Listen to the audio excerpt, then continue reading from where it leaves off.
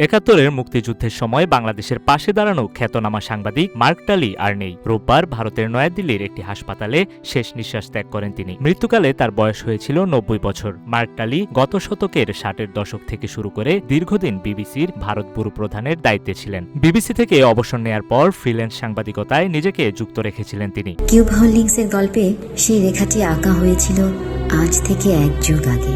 নকশাই আমাদের ভাষা। Cube holdings limited.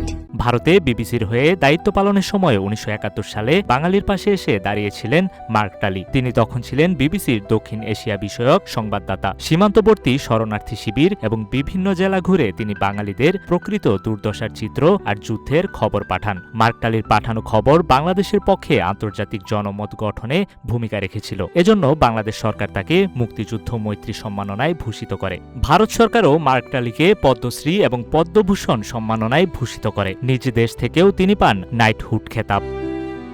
News desk, রূপালী বাংলাদেশ।